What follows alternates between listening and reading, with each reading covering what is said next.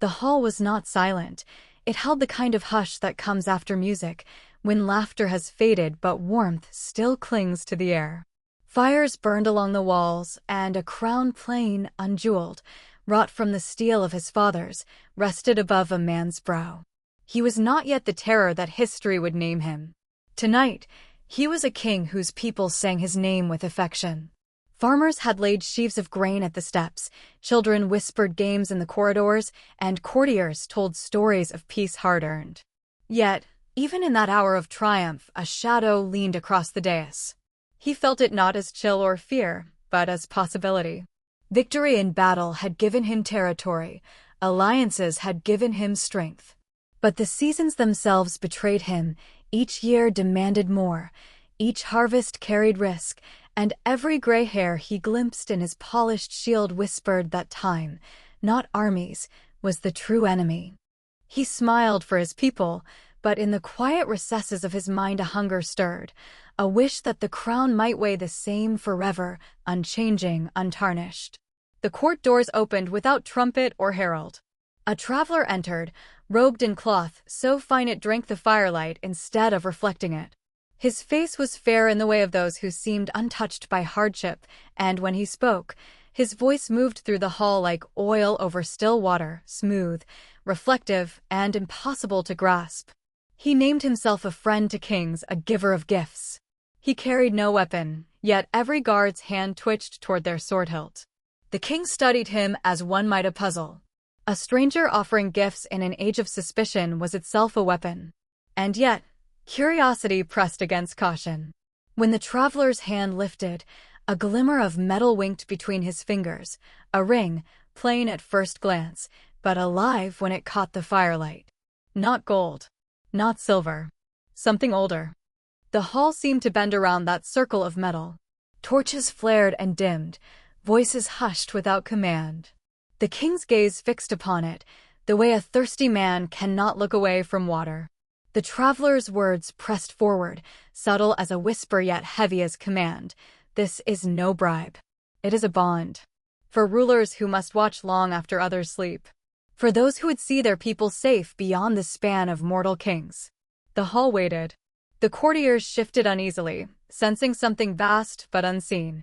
The king's fingers closed around the ring. Warmth flowed into his palm, not fiery, but pulsing like a heartbeat. He thought of fields spared from blight, of walls that would never crack, of sons and daughters who would inherit a realm untouched by decay. He thought of peace enduring, of his name sung not for a generation, but for all generations. He did not hear the whisper that curved beneath those thoughts. Mine, forever mine. The traveler smiled, thin and knowing.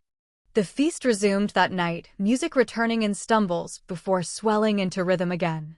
Yet the king did not join.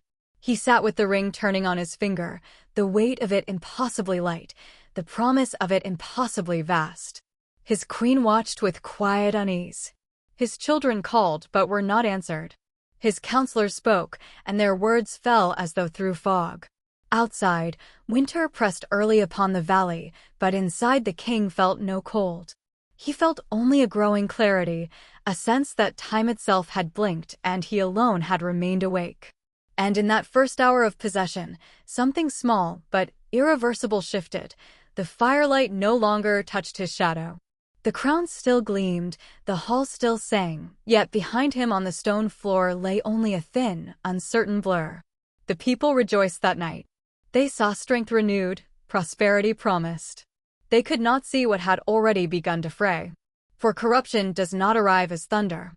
It enters as invitation and is welcomed, gladly, by those who believe themselves immune. The king raised his cup in silence, and the hall roared in answer.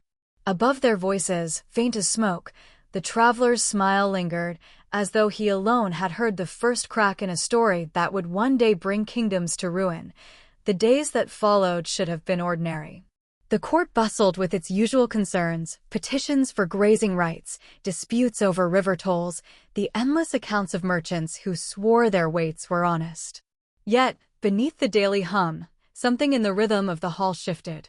The king listened more intently than ever, but his listening had changed.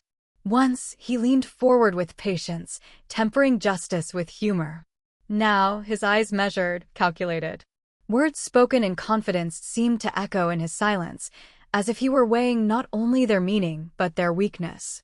His counselors began to leave the chamber with shoulders stiff and uncertain. At night, the queen found him walking the colonnades alone, his hand often resting on the ring as though it were an old friend. She asked if the weight of rule pressed heavier with each year. He smiled, but his answer came too quickly. Time bends, my love. I see it now. I see how it might be held in place. His children noticed before his council did. He no longer played the small games they loved, guessing the number of stones in a purse, racing them down the orchard paths. Instead, he asked them questions that seemed strange in a father's mouth. Who among your companions speaks with honesty? Who hides their envy well? Their laughter faltered, unsure if these were riddles or lessons. The queen pressed him gently, then firmly. But he only kissed her brow with absent tenderness and whispered, I cannot explain. You will thank me when the winters pass and our line does not fade. The traveler who had brought the gift did not return. He did not need to. The ring itself had become a tutor. It spoke without words, through sensation, a tightening when a lie crossed the air, a subtle warmth when he envisioned futures secured by stern decision. It sharpened his instincts until every choice felt certain, inevitable. He began to resent how slow other men were to see what he now perceived clearly. The kingdom prospered at first. Harvests were abundant, trade routes secured. Enemies found themselves undone not by battle, but by quiet, inexplicable failures, a bridge collapsing the night before an invasion, a rival lord betrayed by his closest advisor. The people hailed their king as far-sighted, touched by fortune. But in the houses of his nobles, whispers grew. They spoke of a chill in his presence, as if standing near him pulled warmth from the air. They noted how his laughter, once quick and hearty, had grown rare. And when it came, it carried a sharpness that unsettled. Fear became his unseen herald. A counselor who dared question his judgment found himself suddenly isolated, his kin accused of treachery on the flimsiest of proofs. The king did not rage, he simply acted with unnerving calm. One by one, the bold voices in court dwindled, replaced by cautious flatterers who smiled too broadly and spoke too little. The queen's loneliness deepened. She watched her husband at feasts, where music swelled and torches flickered, yet he seemed detached, as though already elsewhere. His eyes, once fixed on her with warmth, now drifted past, searching for something no living soul could provide. She held his hand beneath the table, and though his grip was strong, it felt distant, like clasping stone. Then came the dreams. He woke in the middle hours, breath sharp, eyes wide. He spoke of visions, of towers half buried in ash, of armies moving like shadows across the plains, of a great eye burning in a sky without stars. He claimed they were warnings, guides to protect the realm. But when he described them, his voice carried a reverence that unsettled the queen. The ring no longer seemed an ornament. It was an axis. His days revolved around it, his nights were haunted by it. Ministers whispered that the king had become more than mortal, that he could see further, judge deeper, endure longer. Some praised it as a blessing, others feared it as sorcery. The truth was more intimate, more insidious. It was not that he had lost himself all at once, it was that the man they loved was being hollowed, grain by grain. His kindness was the first to go, then his ease, then his laughter. What remained was resolve, hard, bright, and unyielding. The people rejoiced in their prosperity. They could not see the cost written in the quiet spaces of the palace, in a queen's sleepless eyes, in children who no longer dared to play loudly, in a king who watched the horizon as though waiting for something no one else could see. The crown still shone. The throne still stood. But within the heart of the man who wore them, silence had begun to settle, the silence of a vigil that would not end, of a ruler who mistook the fading of his humanity for the strengthening of his rule. It began with a celebration. The kingdom had endured 3 years of peace, and the court gathered in radiant splendor. The great hall glowed with torchlight, tables heavy with roasted game, musicians tuning strings to weave songs of triumph. Goblets lifted, laughter rose, and the air itself seemed to say, "This is a good age." The king smiled, though less from joy than from the ease of seeing everything fall into place. His rule was unquestioned, his people prosperous.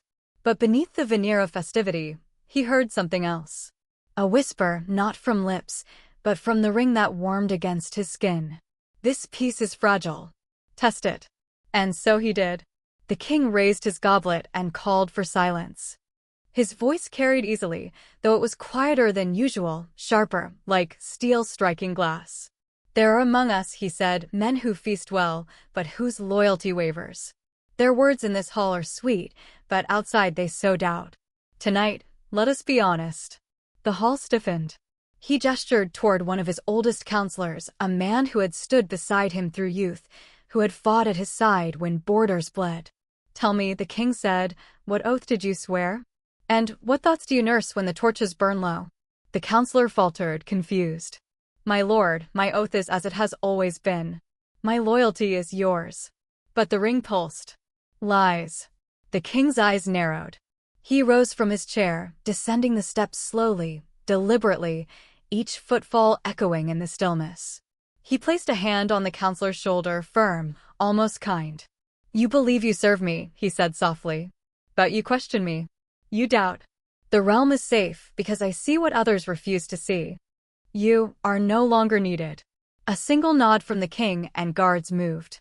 The counselor's protest was cut short as steel flashed. Gasps rippled through the hall. Wine spilled. A queen's hand flew to her mouth. The king did not flinch. He turned, surveying the stunned faces of his court. "Loyalty is not words spoken at feasts. It is vigilance unbroken.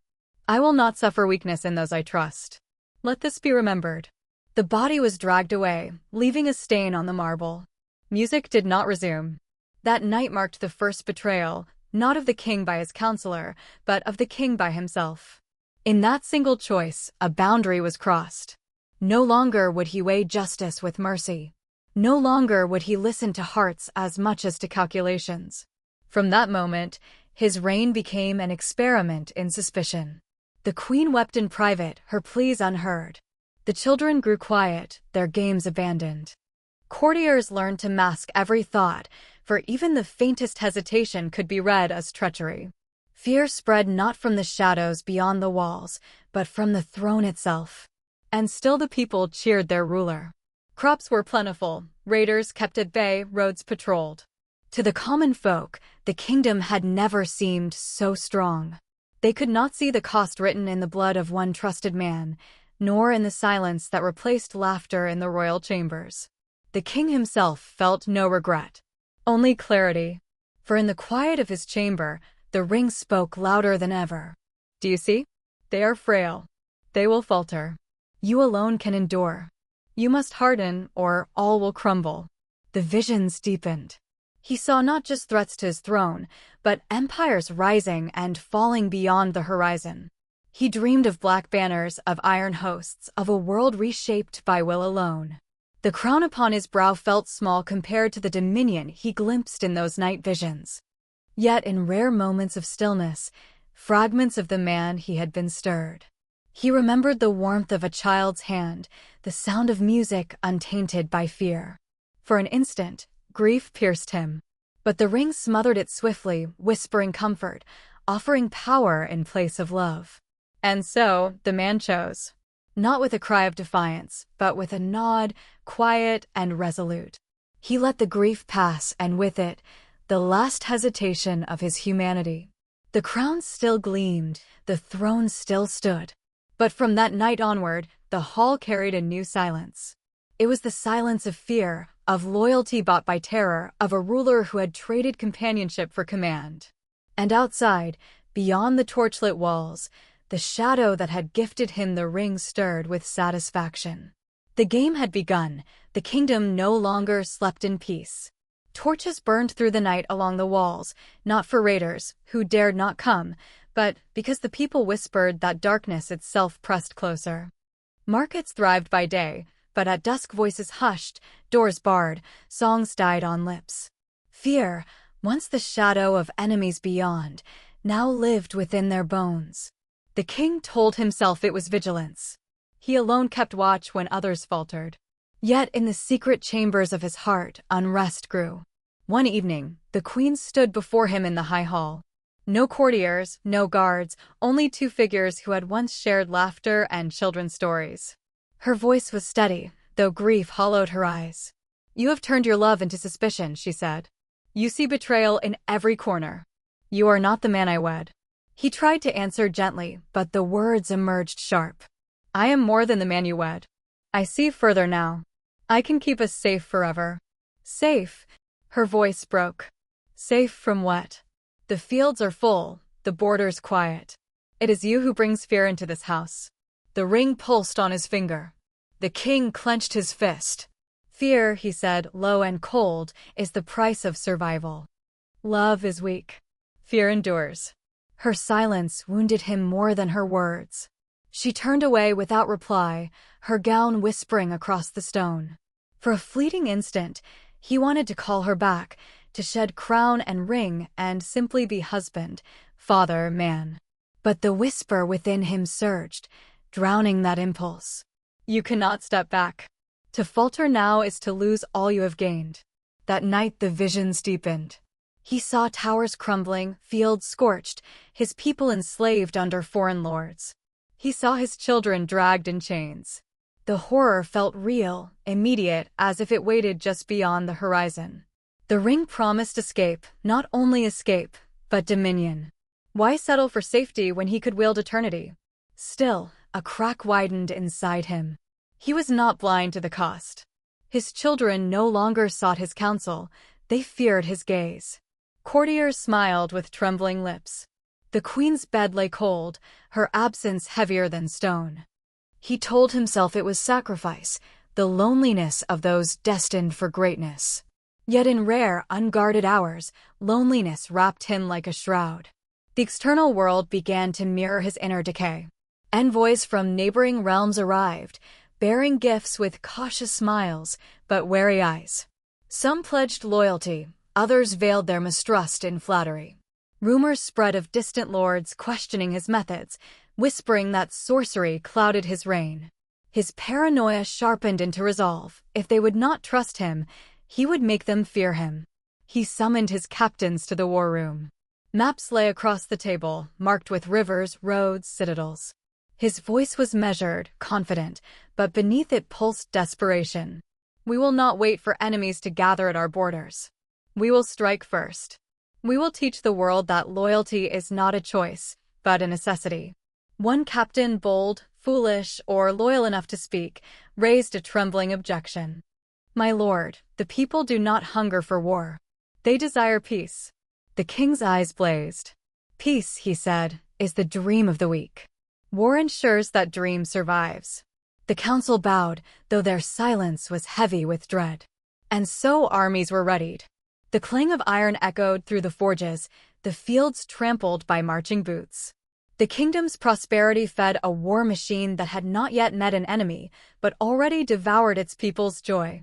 The queen watched from a balcony as banners unfurled, her face pale.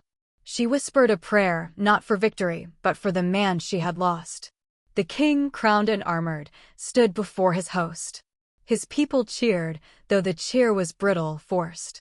He raised his hand, and for a heartbeat his gaze flicked upward, to the mountains, to the heavens. Did he seek forgiveness? Did he question the path? If doubt stirred, it was smothered by the ring's voice. There is no turning back. Only forward. Only power. Only forever. The crown upon his head gleamed, but the man beneath it felt hollow.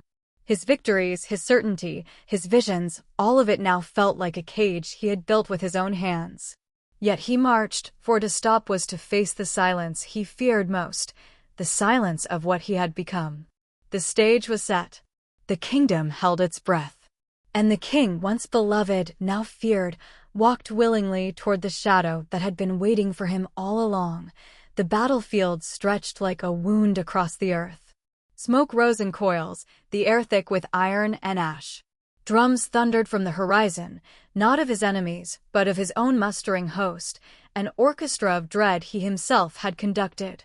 The king rode at the front, clad in armor that gleamed like obsidian, his crown catching the fire of the setting sun. Thousands roared his name. Yet behind the noise, he felt the hollow quiet of a man alone. The queen had not come to see him depart. His children had not raised their hands in farewell. The ring's pulse was the only heartbeat he trusted. The enemy appeared in ranks across the plain, not vast in number, not greater in arms, but fueled by something the king had long abandoned: hope. Their banners lifted in the wind, bright with colors of faith and memory. Farmers, soldiers, and nobles stood side by side, their voices braided in song. The sound rose, raw and defiant, and for the first time in years, the king felt his chest tighten. Not with fear, with recognition. He remembered when his own people had sung that way. The ring burned against his skin. Crush it. End them. You were not given eternity to be moved by mortal cries. The horn blew. Battle erupted. Steel clashed, arrows fell like rain. His armies pressed forward with brutal precision, drilled to kill without pause. Yet the opposing line did not shatter. Again and again they reformed, voices rising even as men fell. The king carved through their ranks, his sword singing with unearthly sharpness, his eyes lit with the cold fire of the ring. He was unstoppable, and yet the song did not die. In the chaos, a figure broke through, a warrior bearing no crown, no gilded armor, only a standard tattered with age. Bloodied but unbroken, he shouted words the king could hear even through the roar: "You were our brother once. You were our hope. And now you are ruin." The king hesitated. Just a heartbeat. The sword hung poised, the memory of his people's love flickering in that single accusation. He saw again the queen's eyes, the laughter of children, the warmth of his hall before shadows came. For a breath, the man surfaced. And then the ring flared. It was not a whisper this time. It was a scream, a command that seared his veins and tore through his marrow.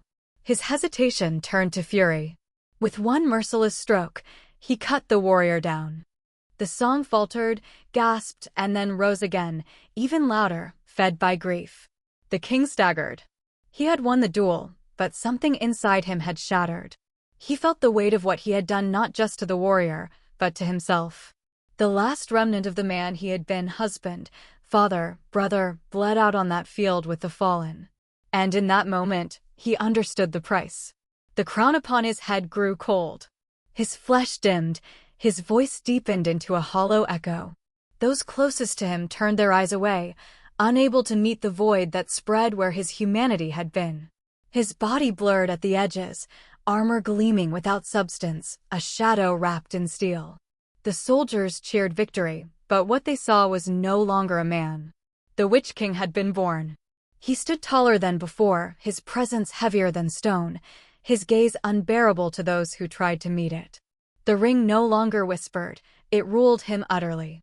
He opened his mouth, and the sound that came forth was not speech, but a cry that froze marrow and broke the will of men. Horses reared and bolted, seasoned captains dropped weapons, and the song of the enemy died, finally drowned in despair.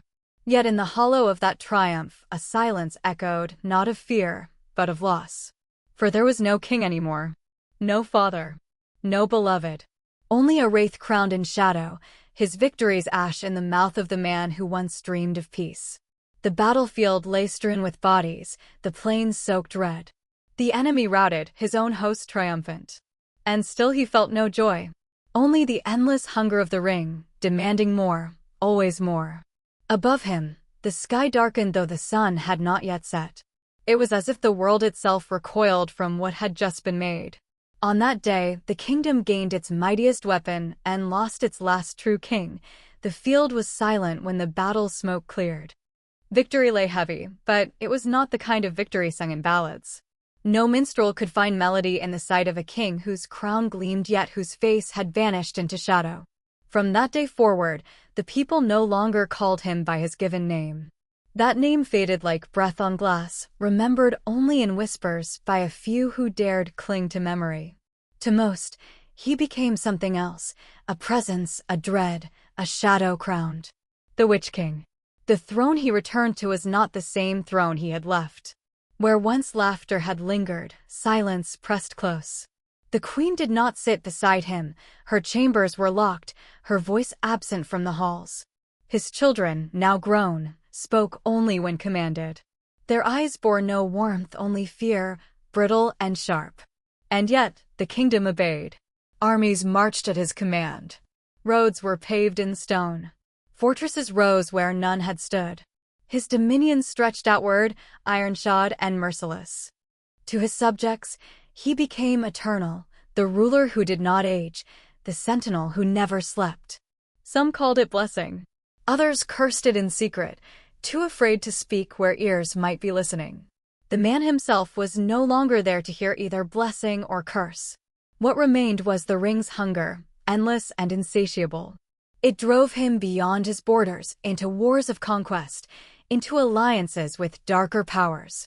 He was no longer a guardian of his people, but a tool of something vast and terrible, a servant bound by invisible chains to the shadow that had given him his ring. There were moments, brief and piercing, when memory stirred. A snatch of melody carried by the wind, the scent of summer rain, the echo of children's laughter carried through stone corridors. These moments came like knives, not gifts, for each one reminded him of what had been lost, what he had willingly surrendered. They did not soften him, they hardened him further, for he could not bear the ache they brought. The queen's absence became the greatest wound. Some said she fled in the night, others that she died quietly, her grief too heavy to endure. He never spoke of her again. But when the moon rose white above Minas Morgul, where he later made his seat, some claimed they saw him pause only for an instant, as though listening for a voice long gone. Time passed differently for him now. Years became seasons, centuries became years. Empires rose and fell around him, and he endured unchanged. But endurance is not the same as life. What lingered was not immortality, but vacancies stretched across ages. And still, prophecy coiled around his fate like a serpent. No living man shall unmake him. It was a promise he wore as armor, a certainty that fed his pride. But in that certainty lay the seed of his undoing. For the world has always found strength in the places pride does not look. When his end came at last, it was not by the hand of kings or the force of armies. It was by the courage of those overlooked, a shield maiden standing where no man dared, and a hobbit striking from the shadows. Small acts, invisible to his arrogance, tore apart the edifice of centuries. The scream that left him was not only of pain but of recognition, the shock of seeing his doom written in love and defiance, not in might. And when he was gone, there was no grave, no tomb, no monument. Only the whisper of his story, carried through generations. Parents spoke it to their children as warning, of power sought too hungrily, of bargains struck too easily, of a king who desired eternity and found instead an endless death. The world remembered him as terror. But perhaps, in some deep place beyond even shadow, the man remembered himself differently, as a crown that once held laughter, as a father who once told stories, as a husband who once promised forever without knowing what forever truly meant. The Witch-King is no more. The man is no more. But the lesson endures, that fear can conquer armies, but love can conquer fear. That no crown, no ring, no kingdom can outlast the small, stubborn courage of the human heart. And so the story ends not with the silence of shadow, but with the quiet triumph of a truth too small to be broken.